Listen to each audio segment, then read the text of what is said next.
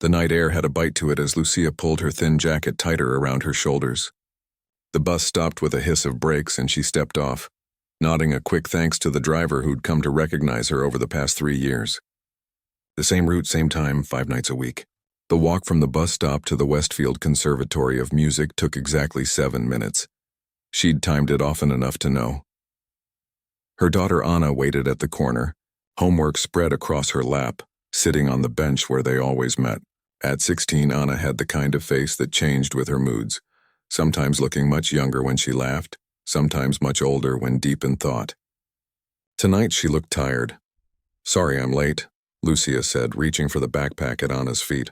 "Mrs. Chen needed extra help with her apartment today." Anna shrugged, gathering her books. "It's okay. I finished my math anyway." Together they walked the last block to the conservatory, a grand old building of limestone and tall windows that glowed golden in the evening. During the day it hummed with music, pianos, violins, cellos, voices, but by 7 o'clock, when Lucia arrived with her cleaning cart and supplies, the practice room stood empty. The hallways quiet except for the occasional late-working teacher. The security guard waved them in with barely a glance. "Evening, ladies." "Hello, Mr. Patel," they replied in unison, a small ritual repeated so many times it had lost its awkwardness.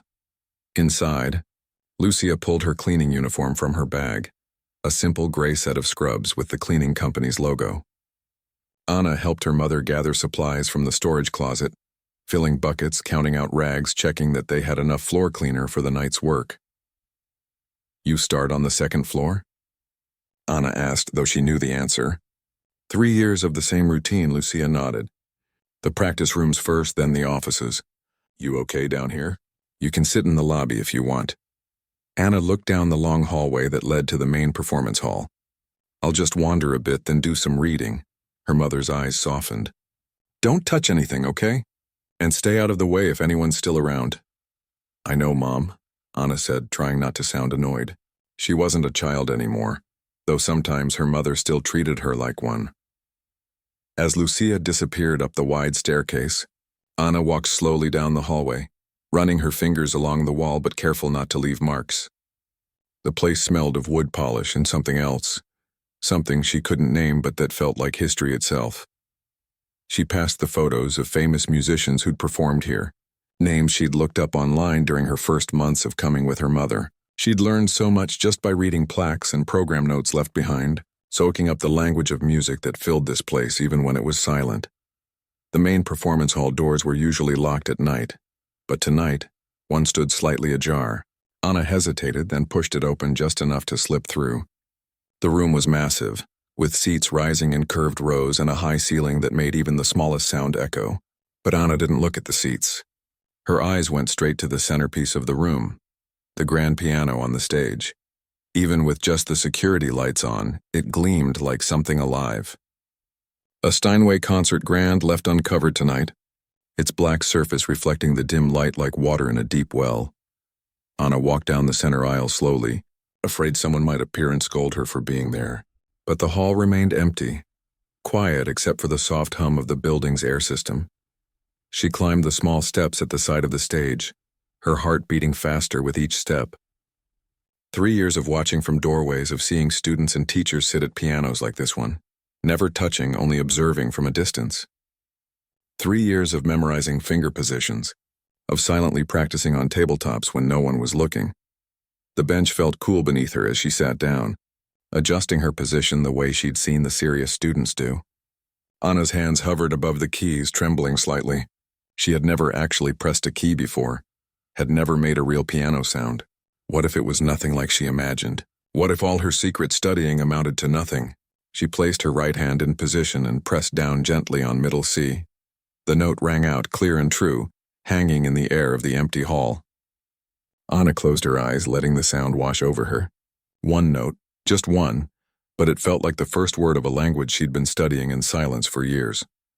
Her left hand joined in, finding the bass notes that formed the foundation of the piece she'd watched a boy practice for weeks. A Chopin piece that the teacher had called a ballade. She didn't know what that meant exactly, but she knew how it was supposed to sound. The first few notes came hesitantly, But then something clicked into place. Her hands seemed to know where to go, guided by countless hours of watching, of imagining this very moment. The music built slowly, her fingers finding their way across the keys with a confidence that surprised her. It wasn't perfect. She missed notes here and there, her untrained hands sometimes struggling with the stretches the music required. But the feeling was there, the story behind the notes that she had sensed even when watching others play without really understanding the technical aspects. Anna lost herself in the music, forgetting where she was, forgetting that she wasn't supposed to be here. The piece grew more complex, her fingers moving faster, the dynamics shifting from soft to thundering and back again. Her body swayed with the music, just as she'd seen the conservatory students do. But in her case, it wasn't for show. It was because the music pulled her that way, because she couldn't help but move with it. She didn't hear the door at the back of the hall open, didn't notice the tall figure who stood there listening in astonishment, didn't see the woman's hand go to her mouth in surprise. The piece reached its climax, Anna's hands stretching to their limits to reach the chords, her small frame leaning into the keyboard as if trying to push the music into the air with more than just her fingers. When the final notes faded away, she sat still for a moment, eyes closed, breathing hard as if she'd been running. "Who taught you to play like that?" The voice shattered the silence, making Anna jump to her feet so quickly she knocked the bench backward. It teetered for a moment, then fell with a crash that echoed through the hall. A woman stood halfway down the aisle, Dr. Walsh, the director. Anna had seen her many times but had never spoken to her. The woman's normally stern face looked different now, shocked, curious, maybe even impressed. "I'm sorry," Anna blurted out, her voice small in the large space. "I know I'm not supposed to touch the piano. I'm sorry. Please don't fire my mom." Dr. Walsh walked forward slowly, as if afraid Anna might bolt like a frightened animal. "That's not what I asked," she said, her voice gentler than Anna had ever heard it. "I asked who taught you to play." Anna looked down at her hands, suddenly aware of the calluses from her other after-school job washing dishes at her uncle's restaurant. Not a pianist's hands. A worker's hands, no one, she admitted. I watch the students when I'm here with my mom. I watch and I remember." Dr. Walsh was on the stage now, looking at Anna with an intensity that made her want to disappear. "You learned to play Chopin's first ballad by watching?" Anna nodded, not knowing if this was better or worse than simply being scolded for touching the piano. "How long have you been playing?" "This was my first time," Anna whispered. "On a real piano, I mean." Dr. Walsh's eyebrows shot up, disbelief clear on her face. "That's not possible." "It's true," Anna insisted. "We don't have a piano. We don't have room for one. She trailed off, not knowing how to explain the music that had lived in her head for years. How she'd practiced in silence, how she'd fallen asleep imagining her fingers on keys just like these. Dr. Walsh took out her phone, tapped it a few times, then held it to her ear, her eyes never leaving Anna. "Julian," she said after a moment. "Cancel whatever you're doing tomorrow morning." "You need to come to the conservatory. First thing." A pause. "No, I don't care about your meeting with the symphony board. This is more important." Another pause. "Because I've just heard something impossible, and I need you to confirm I haven't lost my mind." She ended the call and slipped the phone back into her pocket. "What's your name?" she asked. "Anna Santos." "Anna Santos," Dr. Walsh repeated, as if testing how the name felt. "Tomorrow morning I want you to come here before school." "Can you do that?" Anna bit her lip. "I have to help get my little brother to school, and I can't be late to my own classes again, or I'll write you an excuse," Dr. Walsh cut in. "And we can arrange transportation for your brother. This is important, Anna." The sound of a bucket being set down made them both turn. Lucia stood in the doorway to the hall, her face a mix of confusion and concern. "Anna?" she called. "Is everything okay?" Dr. Walsh turned to Lucia with a smile that transformed her usually serious face. "Mrs. Santos, I believe your daughter has something extraordinary to tell you." Anna's stomach felt like it was filled with butterflies as she walked into the conservatory. It had only been 2 days since Dr. Walsh had discovered her playing the piano, but everything had changed. Today she wasn't entering through the side door with her mother and cleaning supplies. Today she was using the main entrance, and her mother walked beside her, wearing her one good dress instead of her gray cleaning uniform. "You don't need to be nervous," Lucia said, squeezing her daughter's hand. "I'm not," Anna lied. wiping her sweaty palms on her skirt. She'd borrowed the outfit from her cousin for the occasion, a simple navy blue skirt and white blouse that felt stiff and unfamiliar against her skin. The main hall looked different in the daylight. Sunshine streamed through the high windows, casting golden squares on the polished wood floor. The piano sat in the same place, but now it seemed to be waiting for her specifically. Dr. Walsh stood near the stage, talking with a small group of people. Anna recognized a few faces from photographs that hung in the conservatory hallways. Her heart beat faster. These weren't just teachers or local musicians. These were famous people, important people in the world of music. "Anna, welcome," Dr. Walsh said, noticing their arrival. "And Mrs. Santos, thank you for coming." Anna could feel her mother's discomfort as they approached the group. Lucia had spent years cleaning around people like this, invisible to them as she emptied their trash cans and mopped their floors. Now they were looking at her, smiling, extending hands to shake as if they were equals. "This is my daughter, Anna," Lucia said with quiet dignity, her accent thicker than usual due to nervousness. "The girl with the remarkable gift," said an older man with silver hair and kind eyes. He stepped forward, offering his hand to Anna. "I'm Julian Mercer." Anna's eyes widened. Julian Mercer was one of the most famous pianists in the country. She had seen his name on program books left behind after concerts, had even watched videos of him playing on the library computers. "It's nice to meet you," she managed to say. Dr. Walsh made quick introductions to the others. Sofia Castellano, who ran a famous youth orchestra, Representative Thomas Lee, who apparently controlled money for arts programs, and 3 well-dressed people from something called the Westfield Scholarship Foundation. "Anna," Dr. Walsh said, "we've asked you here today because what I witnessed 2 nights ago was extraordinary. These people would like to hear you play." Anna looked at the gleaming piano, then back at the expectant faces. "What should I play?" "Whatever you feel," Dr. Walsh answered.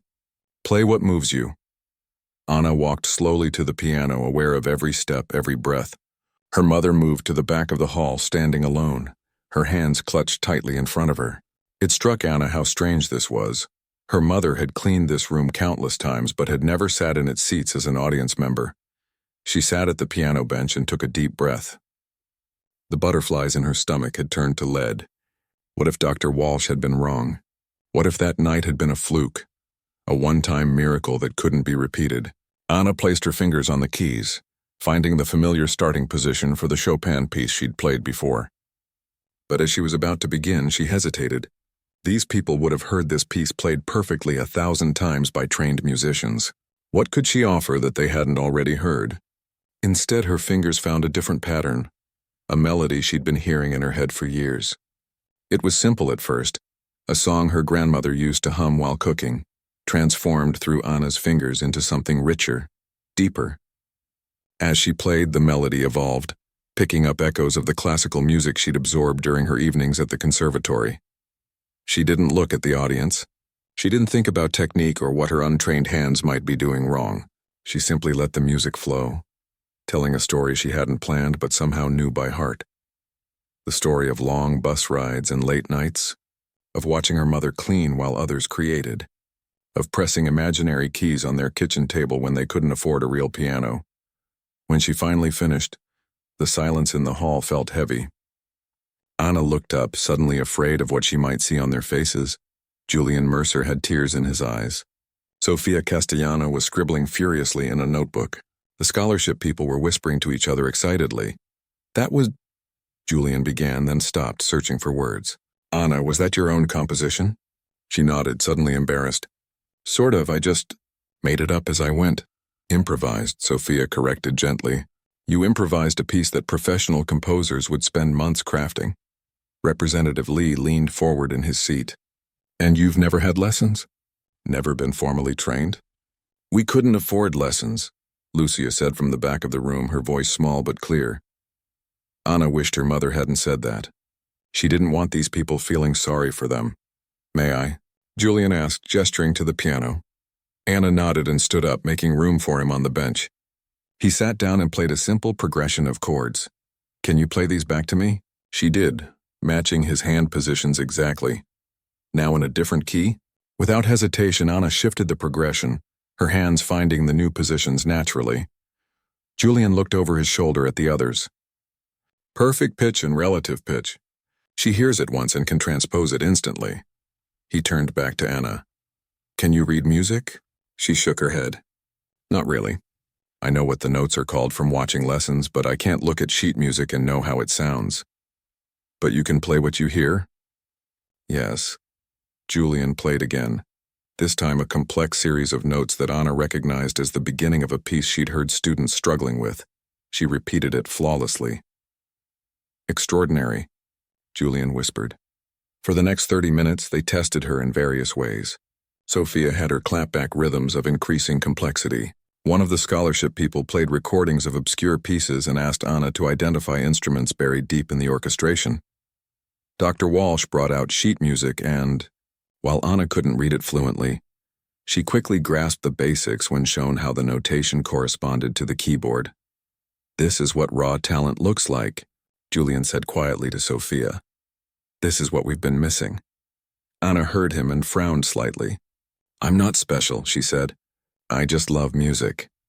That's precisely what makes you special, Sophia replied. Many people with technical skill never develop the love you already have. Dr. Walsh cleared her throat. We should discuss next steps. She turned to Lucia, who was still standing at the back of the room. Mrs. Santos, would you join us? This concerns your daughter's future. As Lucia made her way down the aisle, Anna noticed how out of place her mother looked among these polished, confident people. Yet there was something in her mother's straight back and steady gaze that spoke of a different kind of strength, the kind that came from years of hard work and sacrifice. What exactly are you proposing? Lucia asked when she reached them. Representative Lee stepped forward. The State Arts Council has programs for exceptional talents. We could arrange for private instruction, summer intensives, perhaps even early admission to the conservatory's preparatory division. And the Westfield Scholarship Foundation would cover the costs, added one of the well-dressed women. Tuition, materials, everything she needs. It would require a significant commitment, Sophia cautioned. Hours of practice daily, additional music theory studies, ensemble work. How would this affect her regular schooling? Lucia asked. Anna has responsibilities. She helps with her brother, she has chores. Mom, Anna interrupted, embarrassed again. It's okay. Dr. Walsh held up her hand. These are all valid concerns, Mrs. Santos. We're not asking for decisions today. We're simply saying that your daughter has a gift that deserves nurturing. Julian nodded. A gift like Anna's comes along perhaps once in a generation. It would be a tragedy not to develop it. Lucia looked at her daughter. Her expression complex, pride mingled with worry, hope shadowed by practical concerns. We would need to work around your schedule, Mrs. Santos, Dr. Walsh added gently. Anna could practice here in the evenings while you work. We have teaching assistants who could help with her academic subjects if her grades are affected. There are ways to make this work if you're both willing. Anna held her breath, watching her mother's face. She knew the calculations happening behind those tired eyes, the weighing of dreams against reality, opportunity against sacrifice. I clean so you can have more than I did, Lucia said quietly to Anna in Spanish. I didn't know more would look like this. Then she turned to the group and switched back to English. My daughter has always been special, not because she can play piano, but because of who she is. If you see what I've always seen, then yes, we will find a way to make this work. Anna felt tears prick her eyes. She wanted this chance so badly it hurt, but she hadn't realized until this moment how much she needed her mother's blessing. We'll start tomorrow, Dr. Walsh said with a smile. After school, Anna will begin with Professor Chen for basic technique and twice a week with Julian when he's in town. I can adjust my touring schedule, Julian offered. Some things are more important than concerts. As the adults discussed logistics, Anna wandered back to the piano. She ran her fingers lightly over the keys without pressing them, hardly believing that this instrument, which had been an impossible dream for so long, was now going to be part of her daily life. Scared? Sophia asked, coming to stand beside her. A little, Anna admitted. What if I can't learn the proper way? What if I've been doing everything wrong? Sophia smiled. There's no proper way to have a voice. There's only learning to use the voice you have. And yours, Ana Santos, is already remarkable. Everything else is just technique. From the back of the hall, Lucia watched her daughter standing tall beside the piano, suddenly looking older. ready to step into a world neither of them had imagined possible just days ago. Word spread quickly about Anna, the cleaning lady's daughter with the extraordinary gift. What had begun as a private miracle, a girl playing in an empty concert hall, had become something bigger than Anna or her mother could have imagined. 3 weeks into her new life as a student at the Westfield Conservatory, Anna found herself caught between two worlds, belonging fully to neither. The hallways that had once been places she quietly passed through with her mother's cleaning cart were now spaces where she walked with sheet music and practice logs. Students who had never noticed her existence suddenly knew her name, though their smiles often didn't reach their eyes. "You're the girl who played for Julian Mercer," a tall boy with perfect posture said when they bumped into each other outside the practice rooms. His voice carried no warmth, only assessment. "Is it true you've never had lessons before?" "Yes," Anna answered simply. He looked her up and down, taking in her second-hand clothes, her worn backpack. Interesting. It was a word she heard often now. Interesting, remarkable, unusual. Words that set her apart, that marked her as different. Not just from the other students at the conservatory, but increasingly from her old life too. Professor Chen, her main teacher, was a woman of few words and high standards. "Your hands are tense," she would say, tapping Anna's wrist with a pencil. "You hold your body like you're afraid someone will take the piano away. This must change." Julian Mercer was warmer, more encouraging, but his praise came with pressure. "You have the technical foundation of a first-year student, but the musical instincts of a professional," he told her during their second lesson. "We have to bring those elements into balance, and quickly. There are people who want to hear you play. Important people." Anna spent hours each day at the piano, her fingers learning the proper forms and techniques that would allow her gift to truly flourish. Some days were breakthroughs, moments when everything aligned and the music flowed from her as naturally as breathing. Other days were struggles against her own untrained habits, against the weight of expectations that seemed to grow heavier each week and always. There was the growing divide between her two lives. "You missed dinner again," her brother Carlos said when she finally got home one evening, the apartment dark except for the light above the stove. At 12, he was old enough to heat up food for himself, but Anna could see the hurt in his eyes. "Mom worked late too." "I'm sorry," Anna said, dropping her bag of books and sitting heavily at their small kitchen table. "I lost track of time. Professor Chen wants me to master these Bach pieces by Friday, and there's a theory test, and Julian thinks I should prepare something for whatever." Carlos cut her off, turning away. "It doesn't matter, but it did matter. All of it mattered too much. The scholarship that was paying for her lessons. The expectations of her teachers. The side glances from classmates who had worked for years to achieve what seemed to have fallen into her lap overnight. And most of all, the growing distance between her and the people she loved. Her friend Danny from school had stopped texting her. When Anna finally cornered her after class, Danny just shrugged. "You're not really one of us anymore, are you? You're like some kind of prodigy now. Too good for public school, too good for the neighborhood." "That's not true," Anna protested. "I'm still me." "Are you, though?" The question followed her like a shadow. At the conservatory, Professor Reinhardt, the head of the piano department, made his opinions known without ever addressing Anna directly. "Natural talent without proper foundation is like a house built on sand," she overheard him telling another faculty member. "It may look impressive at first glance, but it won't stand." Dr. Walsh defended Anna fiercely, as did Julian Mercer. But not everyone was convinced that this experiment, taking a girl with no formal training and trying to fast-track her development, was good for the conservatory or for Anna herself. There are whispers. Sofia Castellano warned Anna during one of her visits. "People saying your mother must have orchestrated this somehow. That it's all for attention, for money." Anna's hand stilled on the keys. "That's ridiculous. My mom cleans toilets at night so I can go to school.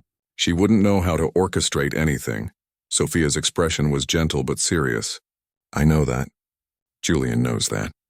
But there will always be people who can't accept that sometimes extraordinary gifts appear in ordinary places." The pressure built as Anna's first public recital approached. It wasn't to be a full concert, just a short program as part of the conservatory's monthly student showcase. But Julian had invited several music critics. Dr. Walsh had made sure the scholarship committee would attend. Even Representative Lee was coming. "This is just the beginning," Julian told her during their lesson 2 days before the performance. "Think of it as your introduction to the wider musical world." Anna nodded, her stomach tight with anxiety. She had been practicing the program for weeks, a Bach prelude, a Chopin nocturne, and a short original piece that Julian had helped her structure from her improvisations. But that night, as she tried to sleep, doubts crept in like cold air through the cracks of her bedroom window. What if Professor Reinhardt was right? What if she was just a novelty, a momentary curiosity? What if she failed publicly, proving that her gift had been nothing but a fluke? She found her mother in the kitchen the next morning, already in her uniform, making coffee before heading to her daytime cleaning job. "Mom," Anna said, her voice small, "I don't think I can do this." Lucia turned, dark circles under her eyes from too many double shifts. "Do what, mi vida?" "Any of it. The recital. The conservatory. I don't belong there.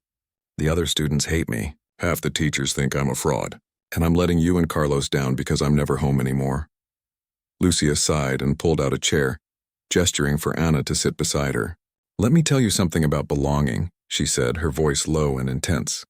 "When I first came to this country, nothing belonged to me and I belonged nowhere. I cleaned houses where people wouldn't look me in the eye. I rode buses where people moved away if I sat too close." She took Anna's hands in hers, hands roughened by years of scrubbing floors and washing dishes. "But I built something here. A home, a family. I made myself belong through work and love and stubbornness." She squeezed Anna's fingers. "These hands raised you. My hands clean so yours can create. Never be ashamed of where you come from, but never let it limit where you can go." Anna felt tears burning behind her eyes. "But what if I fail?" "Then you fail," Lucia said simply. "And the next day you get up and try again. Just like I do. Just like millions of people do every day." She reached up to brush a strand of hair from Anna's face. "But that gift inside you, that music I heard you play, that doesn't come from lessons or fancy schools. That comes from here." She touched Anna's heart. "And here," she touched Anna's head. "No one can take that from you, not even if you never play another note on their expensive pianos." Anna leaned into her mother's embrace, drawing strength from the familiar smell of laundry soap and coffee. "I'm scared," she whispered. "Good," Lucia said. "Fear means you care. Fear means it matters." The night of the recital arrived with a sudden rainstorm that drummed against the conservatory's windows. Anna peeked through the curtains at the side of the stage. The hall was full. Students, teachers, critics, the scholarship committee, and in the center of the front row her mother and brother. Lucia wore the same dress she'd worn to the audition, but she'd added a bright scarf at her neck. Carlos, uncomfortable in a borrowed suit jacket, kept pulling at his collar. Just seeing them there steadied her somehow. No matter what happened in the next hour, those two people would still be her home. "Ready?" Julian asked, appearing at her side. Anna took a deep breath. "I think so. Remember what we talked about? Don't play for them." He nodded toward the audience. "Play for yourself. Play for the music." When her name was announced, Anna walked to the center of the stage, her simple black dress a stark contrast to the elaborate outfits worn by the other students who had performed earlier. She bowed slightly, then took her seat at the piano. The hall fell silent, expectant. Anna placed her hands on the keys. For a moment, panic gripped her. The Bach prelude she was supposed to begin with suddenly seemed impossibly complex. Her mind went blank. She could feel the weight of all those eyes on her, all those expectations. Then she looked up and caught her mother's gaze. Lucia gave her a small nod as if to say, "I'm here. You're not alone." Anna closed her eyes and began to play. Not the Bach she had prepared, but something new. Something that came from that space between heartbeat and breath. The music started softly, hesitantly, like a question being asked. Then it grew, finding confidence, telling a story of two worlds. The world she had come from and the world she was stepping into. It was not technically perfect. Professor Reinhardt would later point out several flaws in her execution. But something in the rawness of her playing, in the honesty of her expression, held the audience spellbound. When she finally opened her eyes at the end of her improvisation, she saw Julian Mercer wiping away a tear. Dr. Walsh was smiling, and her mother sat straight-backed and proud, her hands folded in her lap. Anna realized then that she didn't have to choose between her two worlds. She could be the bridge between them. 6 months could change everything. Anna realized this as she stood backstage at Carnegie Hall, her fingers tracing the fabric of her new dress. Deep blue with tiny silver stars that reminded her of the night sky above their apartment building. It was a gift from Sofia Castellano, who had become something of a mentor to her. 5 minutes, the stage manager whispered, clipboard in hand. Anna nodded, unable to speak through the tightness in her throat. 6 months of intensive training, of late nights and early mornings, of theory classes and technique drills, of tears and triumphs and moments of pure musical transcendence had led to this evening. A special showcase of emerging talents, with Anna as the finale. In the front row sat Dr. Walsh, Julian Mercer, and several of the conservatory's most accomplished alumni. Representatives from 3 major music schools were in attendance, each with scholarship offers that had arrived at Anna's home in thick envelopes with impressive letterheads. A renowned piano manufacturer had already offered to gift her first professional instrument, a gesture that had made her cry when Julian told her, because it meant she would finally have a piano in her apartment, would no longer need to stay late at the conservatory to practice. But most importantly, in a place of honor sat Anna's mother, wearing a simple but elegant black dress that Anna had insisted on buying for her, with part of her first small performance fee from a local benefit concert. You look like a real audience member now, not like someone who's here to clean up after, Anna had said when her mother tried it on. Lucia had given her a look that was half pride, half sadness. I'm still someone who cleans up after me, hija, and there is no shame in that. I know, Mom. I know what you meant, Lucia had said gently. But never forget that the hands that clean are the same hands that raised you. Both jobs matter. Now, as Anna peeked out at the filling auditorium, she saw her mother sitting straight-backed and dignified, hands folded in her lap, eyes taking in every detail of the famous venue. Carlos sat beside her looking uncomfortable but proud in his new suit. Anna's heart swelled at the sight of them, her family, her foundation, the reason she had music in her soul. 2 minutes, the stage manager said. Anna closed her eyes and took a deep breath. The program she would play tonight included both classical pieces she had mastered over the past months and her own compositions, works that Julian had helped her structure and notate, but that came from her own heart and experiences. She thought about how far she had come since that night when Dr. Walsh had caught her playing the piano in the empty concert hall. She remembered the struggles of those first weeks at the conservatory, the skepticism of Professor Reinhardt, the cold shoulders from students who had trained their whole lives for opportunities that seemed to fall into her lap, the moments of doubt when she wondered if she truly belonged in this world of classical music. But she also remembered breakthroughs, the day Professor Chen had finally nodded in approval at her Bach interpretation, the afternoon when she'd found 3 other students from similarly humble backgrounds who formed a study group with her, the moment when Professor Reinhardt himself had grudgingly admitted that her progress was remarkable, all things considered. Most of all, she remembered the conversations with her mother late at night. Lucia exhausted from cleaning but always willing to listen as Anna poured out her hopes and fears. Places, the stage manager whispered. Breaking into her thoughts, Anna moved to the edge of the stage. She heard the polite applause as the announcer introduced her, the slight hush that fell over the audience as they prepared to witness the discovery they'd been hearing about in music circles. She walked onto the stage with measured steps, the way Sophia had taught her. Don't rush, Sophia had said. The stage is yours. Own the space. Remember that you belong there. The spotlight felt warm on her skin as she took her position at the magnificent grand piano. She adjusted the bench, placed her hands in her lap, and took one final breath before beginning. The first piece was Mozart. Precise, delicate, controlled. Anna let her fingers dance across the keys, showcasing the technical skills she had developed through countless hours of practice. She remembered Julian's advice. Technical perfection is just the canvas. Your emotion is the paint. Next came Chopin, the composer who had started her journey on that fateful night. As she played the familiar notes of the Ballad No. 1 in G minor, she could almost feel the presence of her younger self, the girl who had never had a lesson but played from pure instinct and love. The final part of her program was her own composition, a piece she had titled simply Home. It began with a gentle melody that echoed the songs her grandmother used to sing, then transformed through classical structures, becoming more complex, more expansive, before returning to the simple theme that had started it all. As the final notes faded, the audience rose to their feet. The applause washed over her like a wave, but Anna's eyes sought only her mother's face in the crowd. She found her, Lucia standing tall, tears streaming down her cheeks, hands clapping until they must have hurt. After taking 3 bows as she had been taught, Anna stepped to the microphone that had been placed at the front of the stage. "Thank you," she said, her voice steadier than she had expected. "Music has always been a universal language, but for too long only certain people have been given the dictionary." She paused, searching for the right words. "My mother taught me that hard work dignifies any profession. My teachers have shown me that talent deserves nurturing regardless of where it's found. And I hope to show others that the next great symphony might be composed in the mind of someone who cleans your floors, drives your bus, or serves your food. We just need the chance to be heard." The applause redoubled. Anna saw Julian nodding, his eyes bright with emotion. Dr. Walsh was beaming. Even Professor Reinhardt was applauding.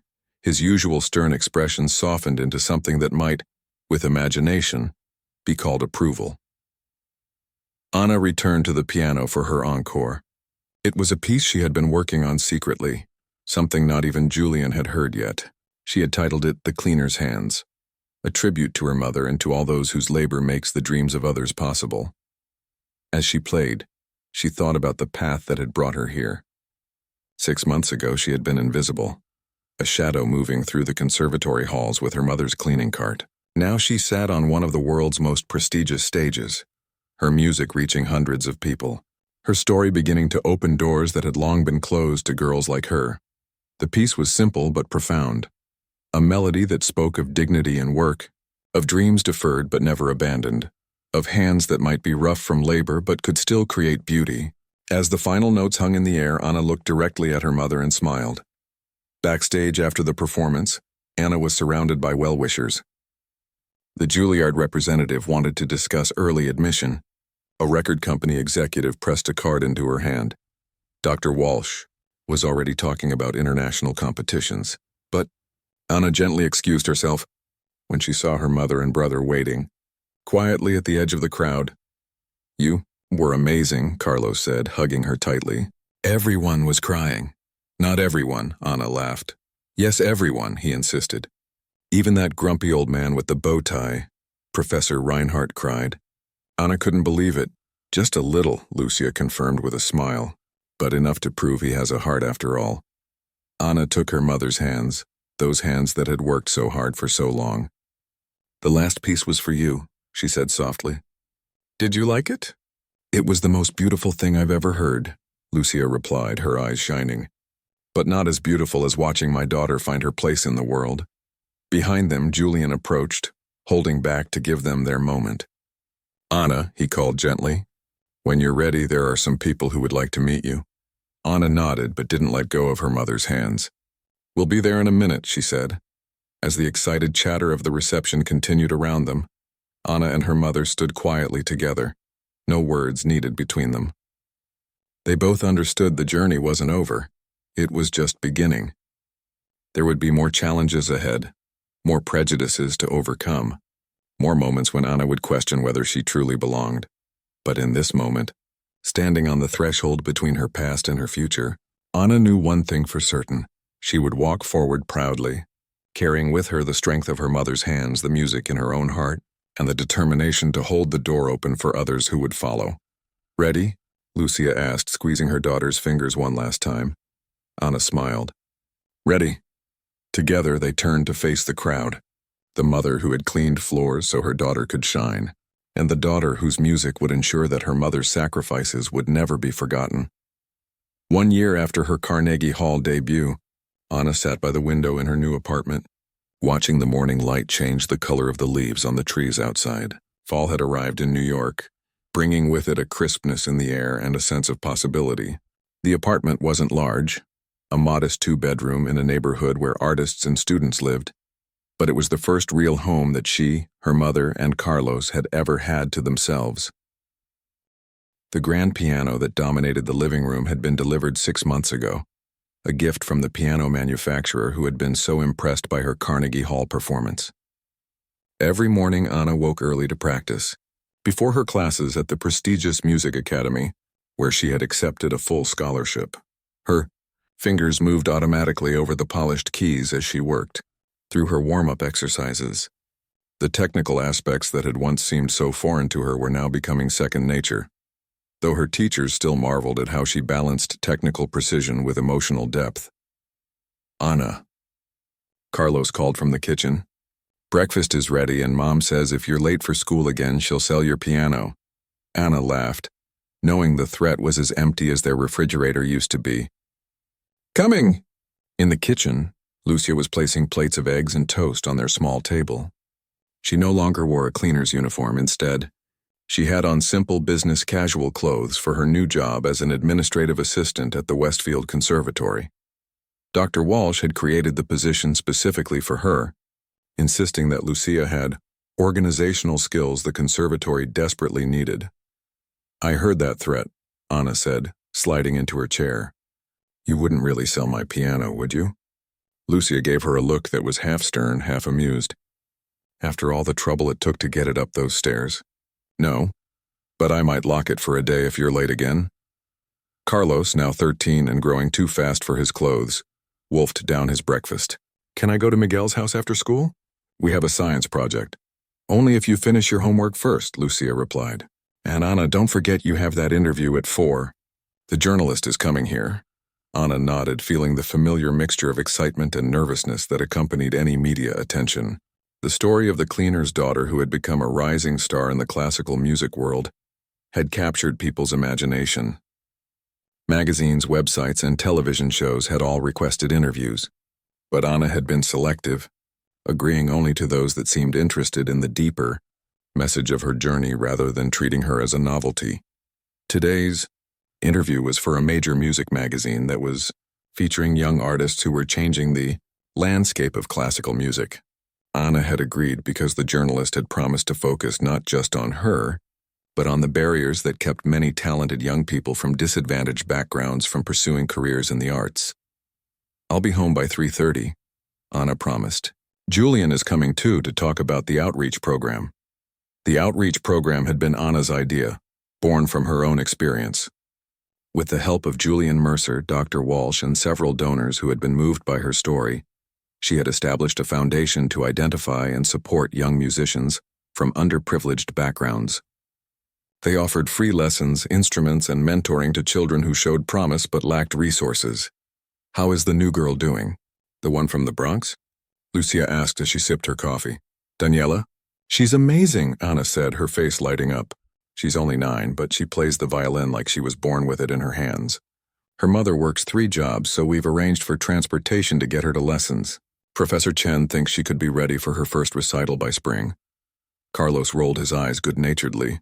"Here we go again. Anna and her musical prodigies." "You're just jealous because you can't carry a tune in a bucket," Anna teased, ruffling his hair as she stood to clear her plate. "I don't need to. I'm going to be a scientist," he replied with the confidence of someone who had recently discovered his own passion. Anna smiled, remembering how uncertain their futures had seemed just a year ago. Her mother cleaning by night, Anna helping when she could, Carlos taking on too much responsibility for a boy his age.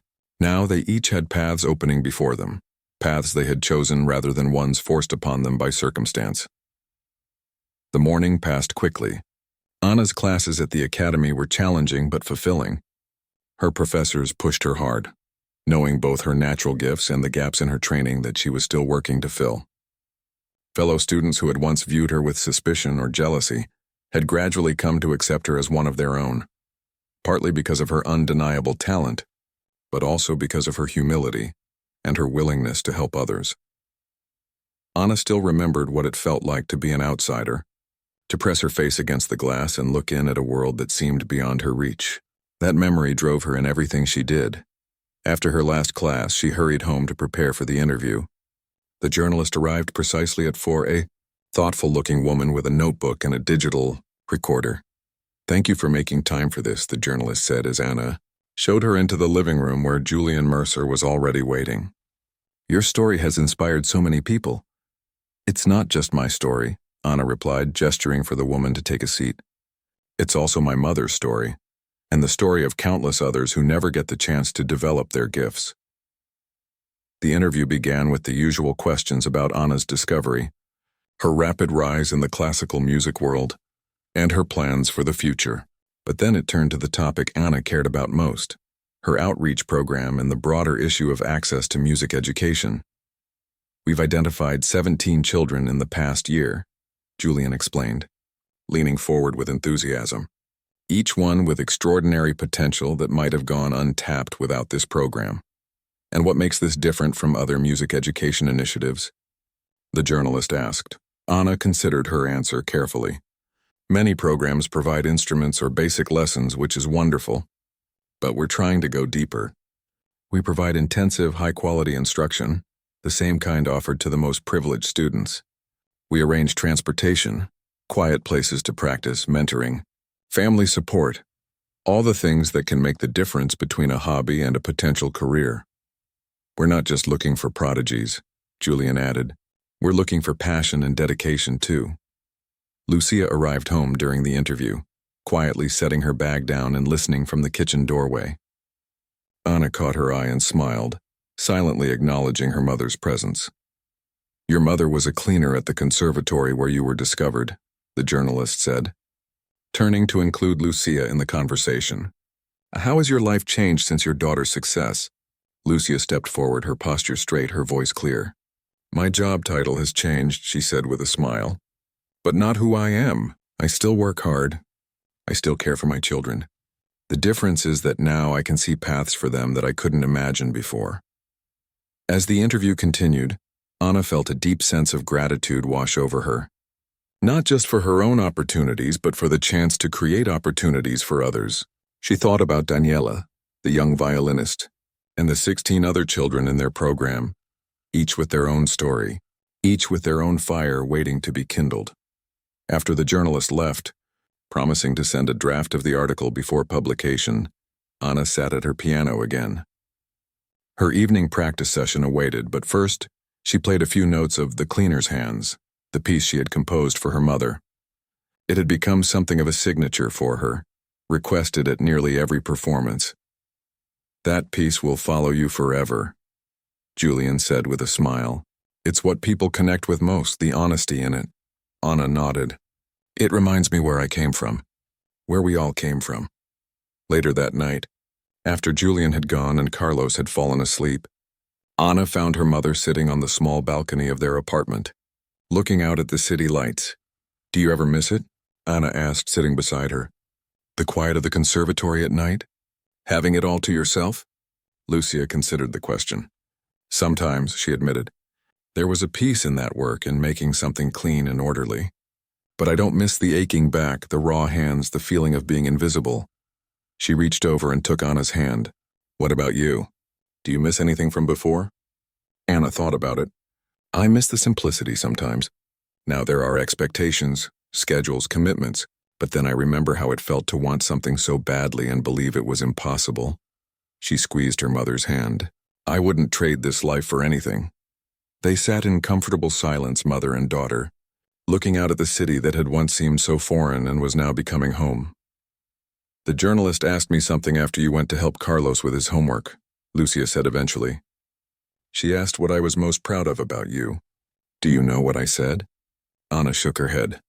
I told her I was proud that fame hasn't changed your heart, that you still see the people others overlook, that you remember what it feels like to be on the outside looking in. Lucia's eyes glistened in the dim light.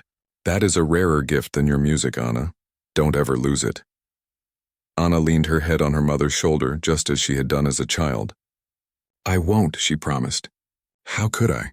I had the best teacher. Tomorrow would bring more classes, more practice, more work with the foundation. The path ahead was challenging but clear, not just for Anna, but for the children whose lives she hoped to change, one note at a time. But for tonight, it was enough to sit here with her mother, watching the city lights, remembering how far they had come and dreaming of how far they could still go.